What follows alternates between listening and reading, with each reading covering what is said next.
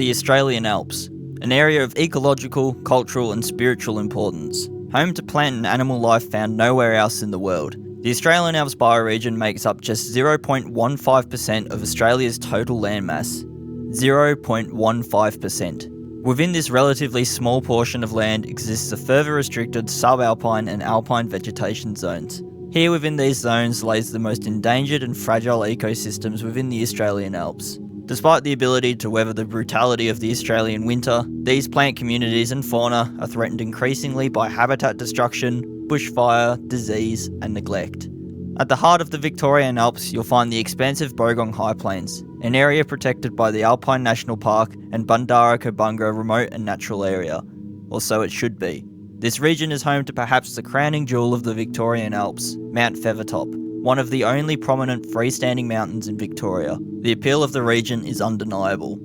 Despite the region's ecological fragility, and despite all the existing threats to conservation in the area, we are funding the further destruction of this rare environment. But this isn't a new story, it's been happening in Australia for quite some time now.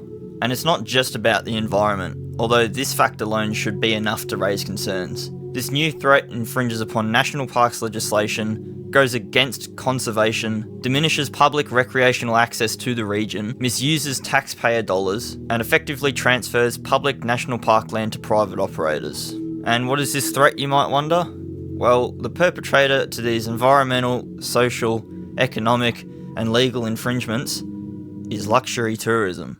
All across Australia, each state and territory seems to be in a competition to provide increasingly luxurious guided walking experiences. The Great Walk, as they are dubbed, is one designed to attract wealthy, international or interstate tourists. This is done through excessive pampering and the creation of extensive infrastructure to accommodate a market uninterested in facing the challenges of Mother Nature. Tracks are wide, clear and hardened, more akin to a suburban sidewalk than a hiking trail.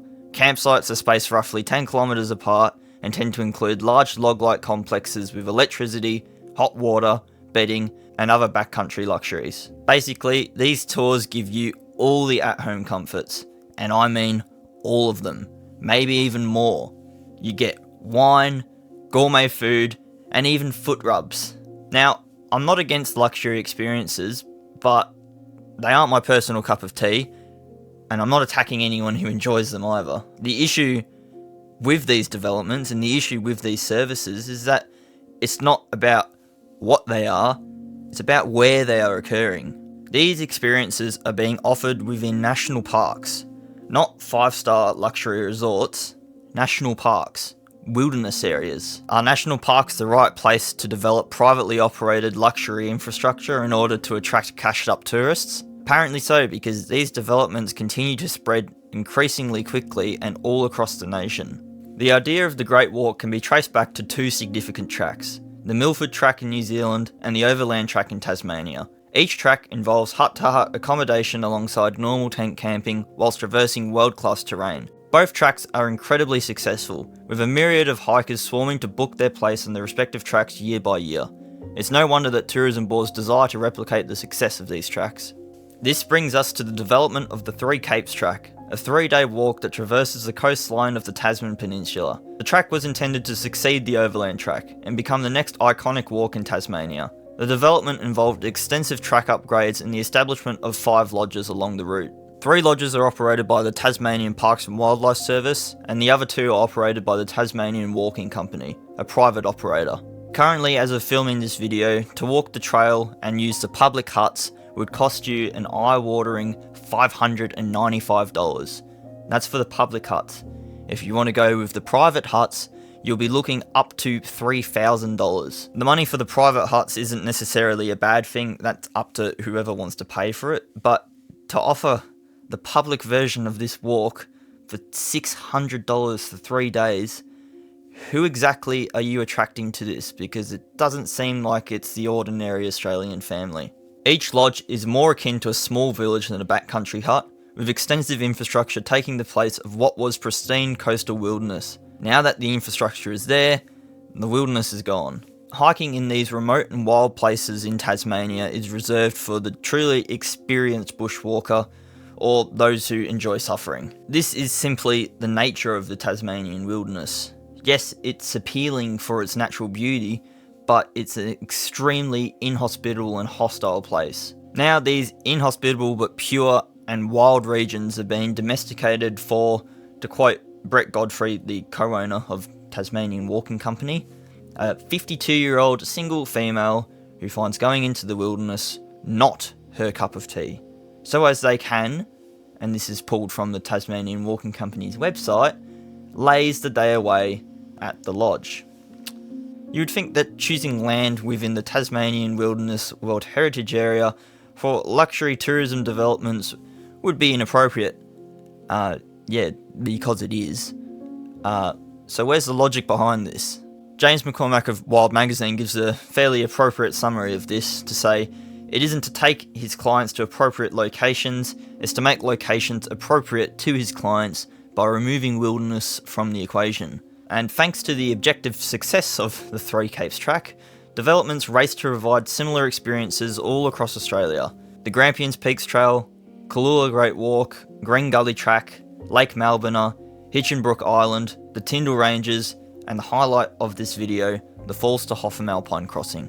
The Falls to Hotham Alpine Crossing currently traverses a 37km section of the Australian Alps walking track, connecting the ski resorts of Mount Hotham and Falls Creek. In 2015, reports surfaced that there were plans to develop the walk into a larger, hut-based system designed for privately guided walks. Since then, the plan has undergone public scrutiny and slight amendments that neglect to address the outright public disagreement of the development.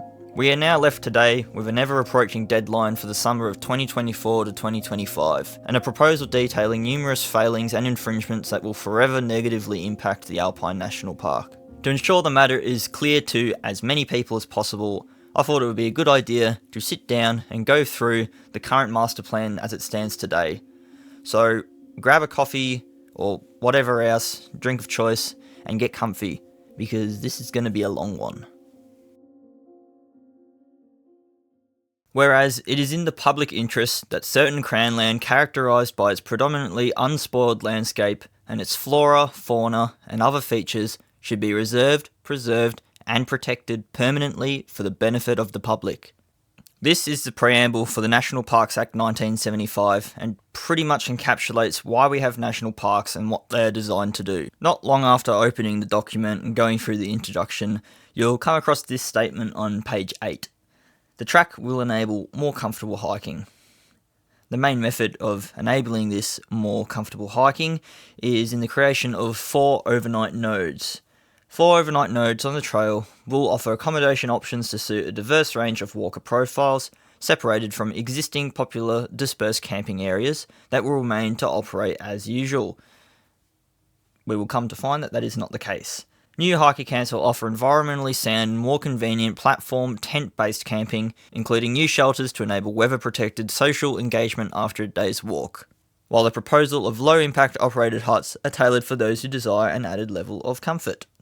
Although we've barely scratched the surface of this document, it's funny how within the first 8 pages we're already being told a lie, in that no, dispersed camping will not go untampered. In fact, if you now camp within 100 metres of a hiker camp, I think 200 metres for some of them, I'm not entirely sure, but we'll eventually get to it.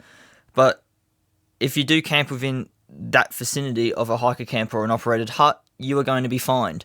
The problem with this is that these operator huts and these hiker camps, they're going to be established on places where there is already dispersed camping, and these spots can be quite popular. So essentially what's going to happen is you either have to relinquish your rights to use public land, or you have to pay an excessive fee for amenities that you don't necessarily want nor need. Already this statement lays down pretty much the main argument for this project, and that is to provide a comfort-based experience over that of a challenging experience.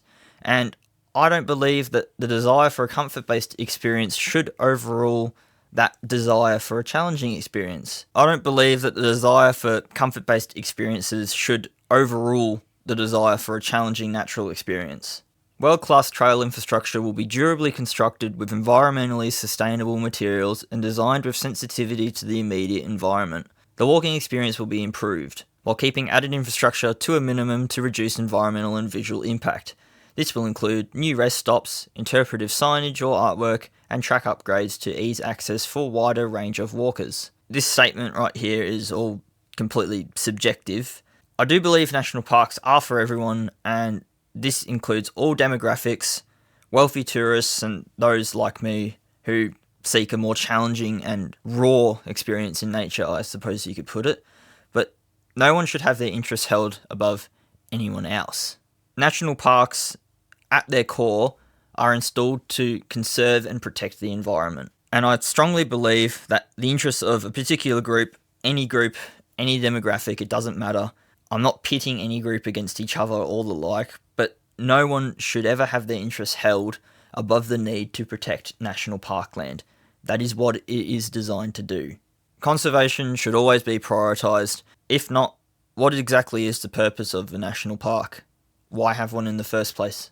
Then comes the argument for recreational access. As it stands right now, the Alpine National Park is pretty restrictive in who can access the walking activities there, but that's just in the nature of the environment. This is not due to any imposed restrictions, it's just simply because the terrain is difficult. It's nature, it's just geography, it's an alpine environment. Not everyone's going to be able to access it. However, for most people, if you really did desire to explore any area of the Alpine National Park, you could feasibly put in the time and the effort into learning outdoor skills and training your body, and realistically there is nothing that is going to stop you from doing that, other than yourself.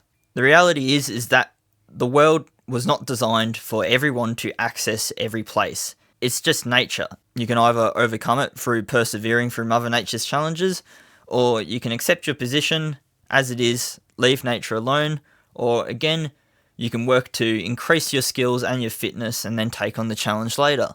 I think that it is infuriating and disgusting to suggest that we should beat Mother Nature into submission through extensive infrastructure and environmental damage just so that a small group of people can stand atop a mountain in the name of access. You aren't entitled to demand that wilderness be destroyed for your singular benefit. Put your personal interest below that of conservation, below that of protecting rare and sensitive vegetation, and this becomes more than understandable. The Forster Hotham Alpine Crossing will also appeal to a new target market not currently fully serviced, the experience seeker. This walker market is looking for immersive outdoor experiences with a choice of accommodation options and a desire to combine other complementary experiences or activities. Many walkers in this market often look to tour operators to plan and guide their trips. Existing walks such as the Three Capes Track in Tasmania and the Milford Track in New Zealand successfully cater to this market. This statement suggests that the target demographic for the Forster Hotham Alpine Crossing and that of the Three Capes Track is the same, and we could estimate based off of the infrastructure found on the Three Capes Track that it is likely that the Forster Hotham project will end up being the same, if not very similar.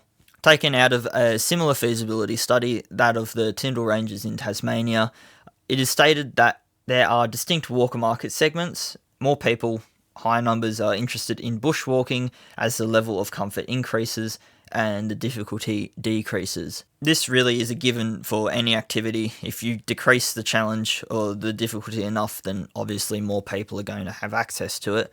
But where this becomes problematic with bushwalking is that challenge is a core component of the actual activity.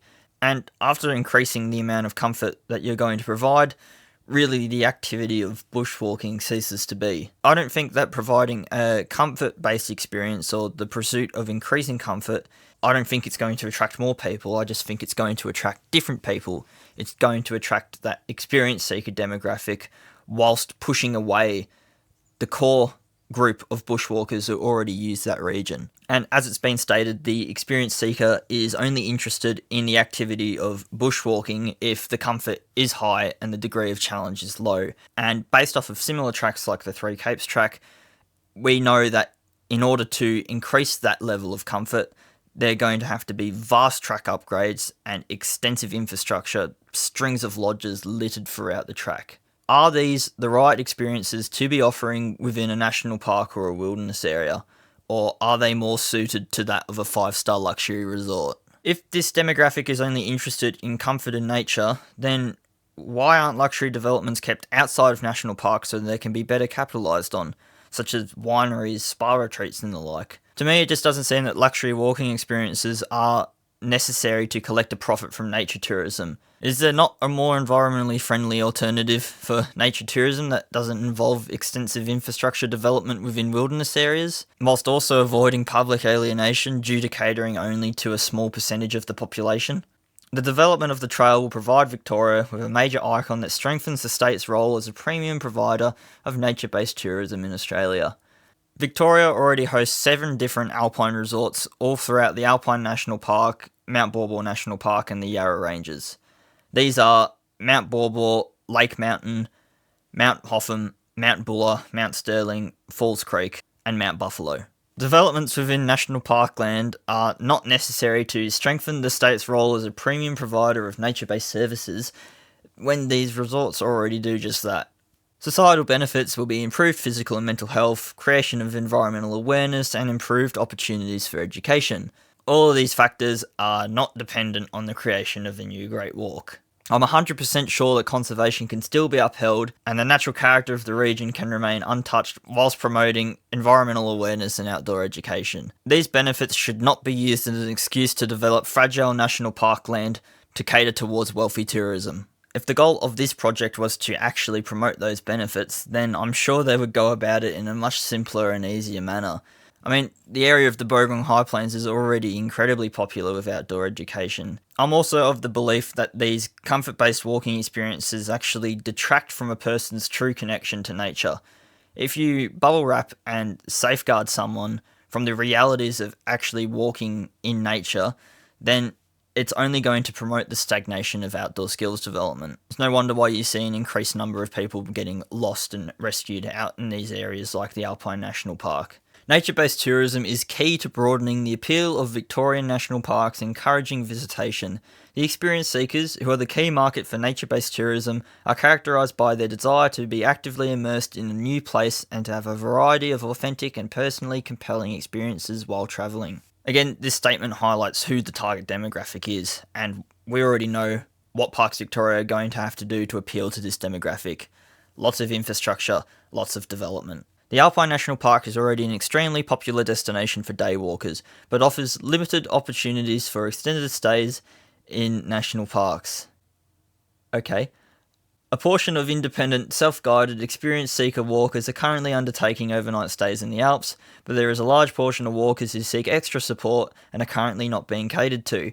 To connect more people to parks, a broader range of skill, ability and comfort levels need to be catered for in order to attract a wider community of walkers, including educational groups, social groups and independent and supported walkers. So the Alpine National Park apparently offers limited options for overnight stays.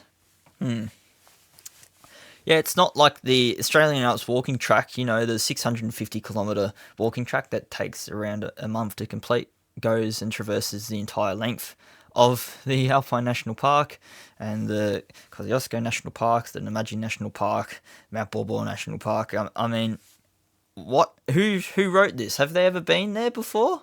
It's literally what my videos are about. Look up any of them, any of the overnight walks. I don't know about limited opportunities there.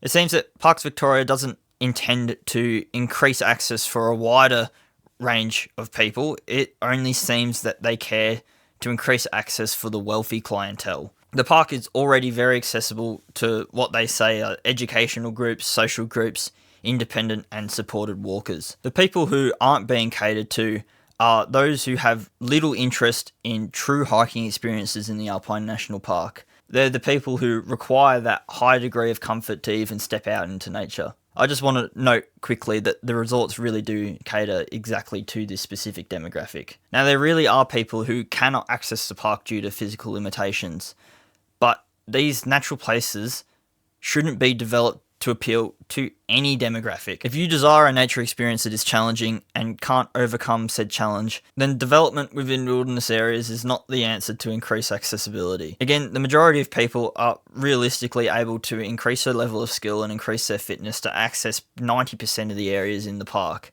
Otherwise, there are tons of different experiences that they can choose from that align more correctly with their level of skill. Now, according to page 22 of the document, the plan is constructed around the understanding of the importance of conservation. It's another thing to keep in mind as we move forward. So now we move on to the section in the article talking about track development. The Falls to Hotham Alpine crossing forms part of a track network that crisscrosses over the high country and includes well-established tracks linking to the adjacent mountain townships of Harrietville, Dinner Plain, and farther away Bogong. Due to this very reason, the fact that there are so many roads and tracks that go all over that section of the high country, I just don't see how it is necessary to cut any more new tracks, especially considering that they're going to be cut within subalpine or alpine vegetation zones. Although they only wish to cut 3 kilometres of new track to bypass a small section of road leading to the Tawonga huts, I just don't see how it's necessary. Regardless of length, whether it be 3 kilometres or more, the cutting of new tracks in the Bogong High Plains needs to be avoided due to the inherent environmental damages that are going to occur through the construction, mitigated or otherwise. The installation of new track segments is required at the lower section of Diamantina Spur. This is required to minimise ongoing erosion occurring on the existing track and to circumnavigate rocky sections, providing a more accessible Grade 4 connection. I'm obviously not against maintaining walking tracks, it's obviously very important, and for the sake of inviting more people into the region, it's probably a good thing. The part about this that I'm concerned about is the fact that we know from previous projects how much people like to go towards the side of the spectrum of paved, cleared out highway trails that are just plain uninteresting to walk on. We don't go out into the high country to walk on paved trails. I mean, we want to go out there due to the lack of human interference. If the rugged and natural character of the trail is maintained through this construction, then I don't see how this can be a negative. The plan suggests that it aims to have the new trail finished in a similar way to the Razorback track, which is a happy medium between walking on no track and walking on a superhighway. Subject to detailed investigations, a new track is to be established on the northern side of the Diamantina River to create a richer walking experience and minimise walking time on the existing West Kiewa logging road. I've walked along that section of the road and it would be nice to have a walking track alongside of it. If you can get away with doing it without posing any significant environmental issues, then have at it. The track design principles reflect 2 key considerations: the minimisation of environmental and visual impact of any built assets within the park, and the experiential quality of the track for walkers. It is suggested that handrails and other visually obstructive elements are to be avoided where possible, and that raised trails will be implemented across Alpine Bog. Obviously, duckboarding sensitive areas like Alpine Bogs is a good idea under all circumstances, I reckon. However, handrails, under any circumstance, should be completely avoided in an area such as the Alpine National Park. If you need handrails to walk on a track, you probably shouldn't be on that track. On to the next section, where visitors will stay. This section of the master plan is where the primary issues of this development are laid bare. Here are probably the most important points to consider. As a 5-day, 4-night walking experience, each night of the Falls to Hotham Alpine crossing will be located in an overnight node providing new accommodation options, elevated camping platforms found at the hiker camps, or weather-sealed huts with bedding at operated huts. New restrictions include no camping within 100 metres of designated Falls to Hotham Alpine crossing camping areas. Hiker camps are areas of 12 3-person raised platforms with a communal area and toilet connected by boardwalks. Operated huts provide an accommodation option that is less susceptible to seasonal weather changes, opening up new opportunities for an extended walking season. Operated huts will offer beds for 2 to 3 people per hut and are supported with a communal hut for dining and social life. A communal hut consisting of group dining areas and a separated kitchen enables the hut operator to provide fully catered hiking packages. Toilet facilities would be shared, and an extra hut for storage and accommodation is provided for the operational and maintenance personnel. The current preferred model is to provide a lease to a single private operator who would offer serviced hiking packages, similar to the private walking tours for the Overland Track in Tasmania and Milford Track in New Zealand. The track passes the Bogong Rover Chalet, currently leased by Scouts Victoria. This building could be repurposed to provide accommodation for walkers on the crossing, subject to negotiations between Parks Victoria and Scouts Victoria. Well, there you have it. Private huts built on public land using public money. How good's that? And these aren't small structures, as we know. These are elaborate lodges. Lodge villages, perhaps. Just look at 3 Capes track. I find it hard to believe that it wouldn't be the same. These huts just have no place in any national park in Australia. If you are to build any structure on public land, it needs to be for the public. According to the VNPA, these will be 4 new overnight accommodation hubs, each with up to 9 catered huts for 2 to 3 people, which would be 36 2 to 4 person huts, 31 rentable tent platforms, 4 large communal shelters, a standalone 50-person hut for group gathering and cooking, huts for tourism operators and communal toilets, 9 other structures including toilets, solar panels and picnic tables and access paths. And how is it exactly that these 80 new structures have a minimal impact on the environment of the Bogong High Plains? A project that demands the creation of 80 new structures is too large in scale to be acceptable in the Alpine National Park. Under any circumstance for public benefit or otherwise, it's just too excessive. We know that these aren't small complexes, and the plan suggests that it wants to place one of the overnight nodes atop the Diamantina Spur, which is a really small, isolated section of alpine vegetation. There really is no justification to building something in that area other than for tourism appeal, really. The position for the overnight node on the Diamantina Spur just completely boggles my mind. It's such an unintelligent choice for a position of such a complex. It's not like there's a lot of real estate up there. It's not an open field. It's alpine vegetation. It's an incredibly rare and sensitive area of Australia, and there's just not enough of it that we can just willy-nilly just go and take a bulldozer there and start shoving it out. It needs to be protected. That's why there is a national park there. The only people who benefit are the paying clientele and the private operators. I don't see how anyone else can enjoy this. It is understood that operated or guided groups will consist of 8 to 10 participants. This would make up approximately 50% of the booking of accommodation options within the hiker camps and around 80 to 100% within the operated huts. This statement suggests that the operated huts are essentially entirely purpose-built for the paying clientele of the private operators. I know that the majority of Australians can't afford to exchange a few nights of accommodation in a hut out in the Alpine National Park with a week's worth of food for a family. It just doesn't seem that this development is for anyone other than wealthy tourism. They don't want the average person in the park, they want wealthy people in the park. Income should not determine who gets to access national parks. That is just outrageous. Operated huts will be leased and managed by the private sector. License agreements over the huts may extend to management models including the hiker camps. So they want these huts to be owned by the public, built and paid for by the public, but managed privately. And where do the profits go? To the private operators? What about to Parks Victoria? They should at least be managing and operating these huts. At least then they can create new jobs for the public sector, and perhaps that money can go back into the park and be used for wider maintenance. The next section of the master plan is titled The Market. Here they list current users and the target users of this development. Here are who they classify as the current users of the park. Adventure seekers. The adventure seekers are a market which has been described as valuing the wild experience and being self-sufficient. This group consists mainly of experienced to very experienced walkers who are fully independent in terms of drop-off and pick-up and for all equipment. This user profile is dictated by the relatively high level of difficulty of trail segments together with the nature of the solely tent-based accommodation. Curious casuals or day walkers. Curious casuals are predominantly visitors to the Alpine resorts or perhaps to Harriettville or Dinner Plain. Many are day trippers and many of these are families. They are often visiting in the green season and seek a short sojourn to check out the scenery. They tend to embark on a 20-minute to 2-hour walk from their point of departure. Other users, on various neighbouring trails, mountain biking is popular, with horse riders also having a presence, for example on Western Spur and at Tawonga Huts.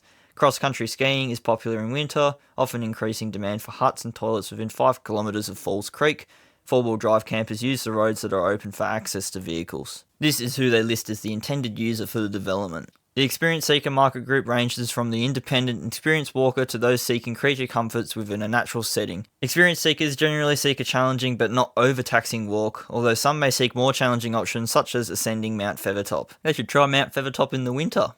See how that goes with guiding those types of people up there. Have fun with that. Their primary purpose is to enjoy scenery and to immerse themselves in nature. Many have an interest in flora and fauna and seek to be educated in cultural history. This indicates a gap in the market for the Falls to Hotham Alpine crossing and the potential for a wider range of visitors with potential increase in yield for the region.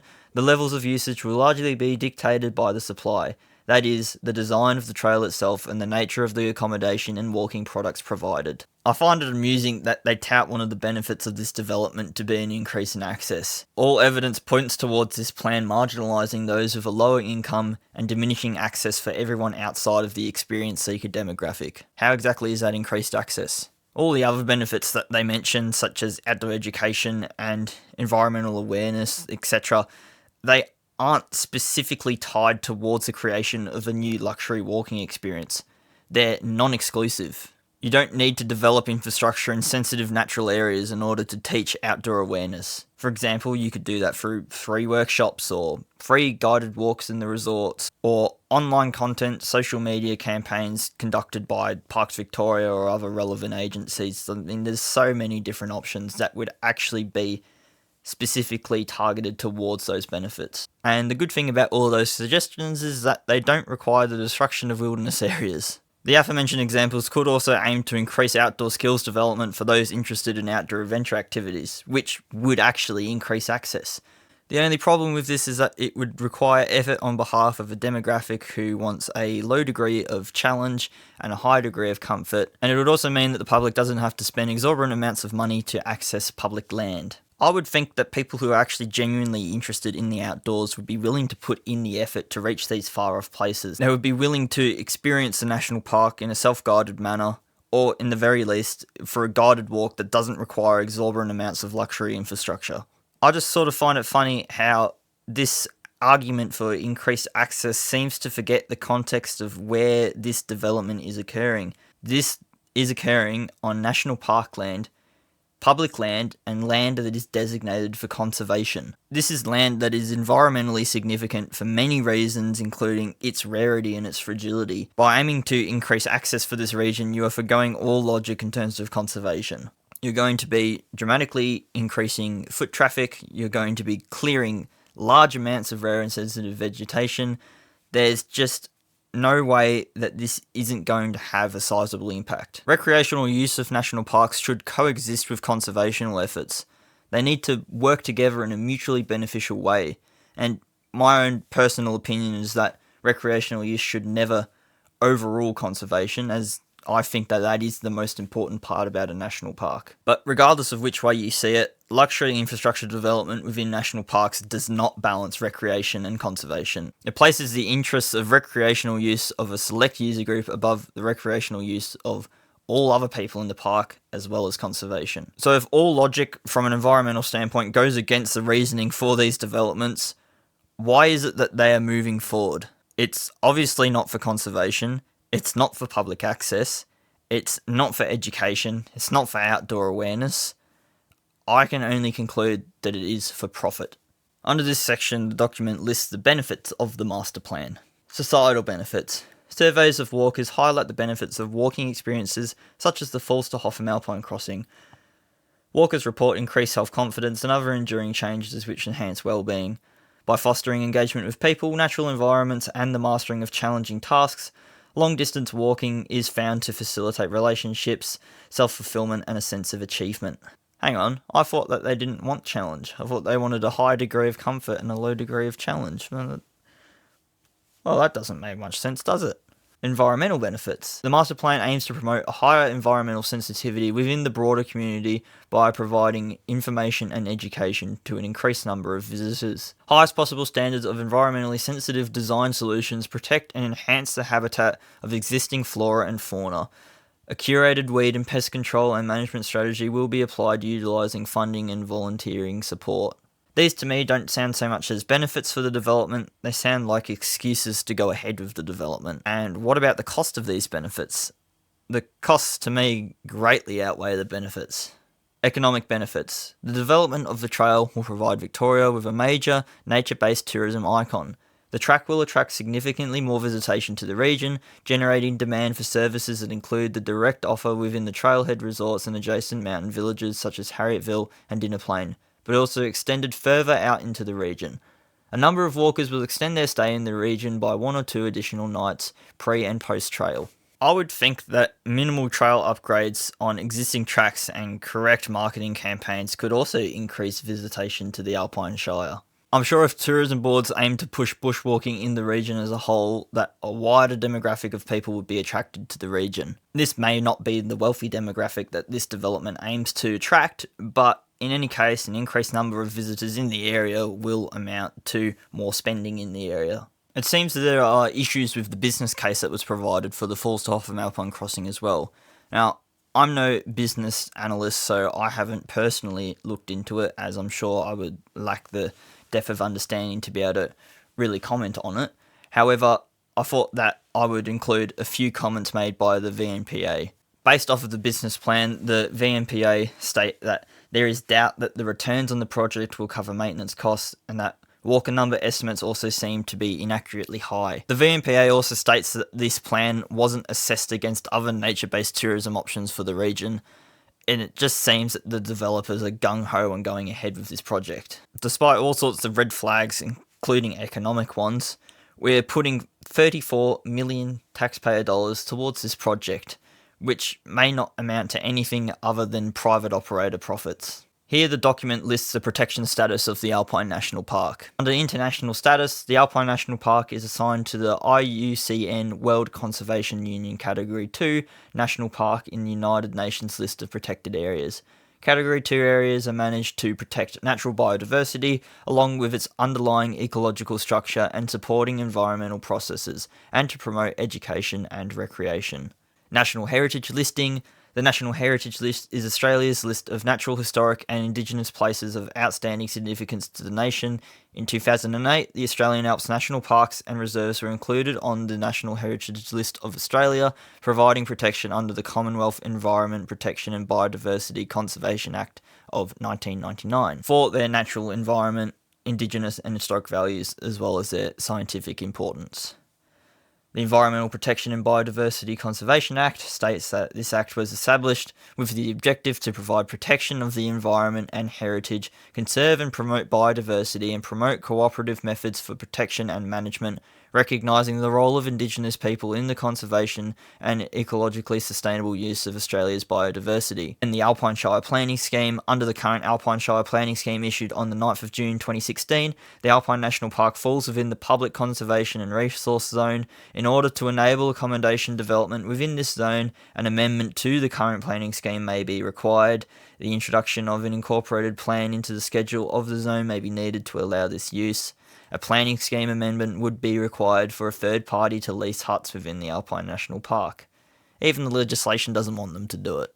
The recent survey in 2022 again saw the public voice their disapproval of the plan on a number of different counts. So let's see what the public has to say about this. The public rejected the plan based on the following concerns: environmental impacts through project construction, increased foot traffic, trail management and upkeep, whilst expressing concerns over the general fragility of the alpine environment. One submission states, given that the Falls to Hotham Alpine Crossing project would likely remove up to 30 hectares of vegetation, or a significant portion of that area, exposing an enormous amount of bare soil, the proposal is totally inappropriate for the Australian Alps. Inequitable access to the Alpine National Park due to cost, along with major disruption to dispersed camping.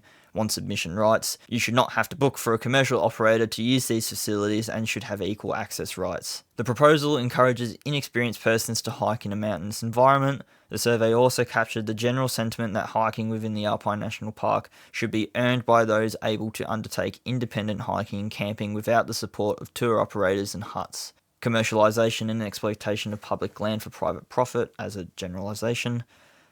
The plan goes against the primary purpose of national parks as outlined in various legislation, such as the National Parks Act of 1975 and Environmental Effects Act 1978.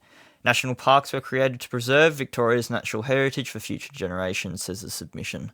Another point that was brought up was safety, which is similar to the objections brought up around inexperienced people accessing the park. And lastly, and of some importance, would be the engagement process itself. The public was only able to voice their dissatisfaction with certain parts of the plan and not the plan overall. Evidently, this didn't stop anyone from voicing their dissatisfaction. I don't know about you, but to me it seems that there is clear, overwhelming negative public sentiment surrounding this development. The public has demonstrated through numerous surveys and numerous responses that we do not want this development to go ahead as it is right now. And despite this, and despite multiple surveys, the plan continues to go ahead. This is particularly concerning because this development is occurring on public land and the general public should have their voices heard and concerns listened to. It is as though, to these developers, the opinions of the public hold no value in a matter that deeply concerns the public. I don't think that there is any social license to this development whatsoever. So,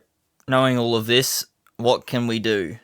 Based off the response from recent public surveys, not much. The developers seem set on having this project signed off no matter what the consequences are, but it doesn't sit right with me to stand by and allow an area of such environmental, cultural and personal significance to be desecrated by profiteers. These developments all across Australia have crossed the line long ago, and we need to start being more vocal about our disapproval for this if there is any hope of this trend coming to an end. Just for the sake of summary, so we can keep it clear in our minds, the Falls to Hotham Alpine Crossing Master Plan will involve large-scale environmental destruction projected to be over 30 hectares or 300,000 square metres, diminish access for the overwhelming majority of users of the Alpine National Park, effectively transfer public land to the private sector, waste potentially over 30 million taxpayer dollars on an ineffective business strategy, commercialise pristine natural areas, promote the stagnation of outdoor skills development in favour of unpreparedness, and infringe upon national park legislation. And who benefits from this? Private operators and wealthy tourists who are uninterested in truly experiencing nature as it is. I don't understand how this project isn't anything other than corruption. In a time of disease, changing climate, invasive species, bushfire and general ill health of our alpine environment, how is it that we can sign off on the further destruction of our Alpine National Park? Even outside of an environmental standpoint, this project is opposed on so many different levels. With the development of private luxury infrastructure continuing to spread throughout the nation's national parks, a significant change must be made. Without presenting serious resistance against this trend, I can't see where it ends or how it ends. I can only see how it can escalate further. In the description of this video, you'll find a list of relevant email contacts, along with an email template that you can use to show your disapproval of this project. If our national parks are to be protected from profiteers, we need to start speaking up. Let's try and put an end to this environmental destruction and save our Alpine National Park.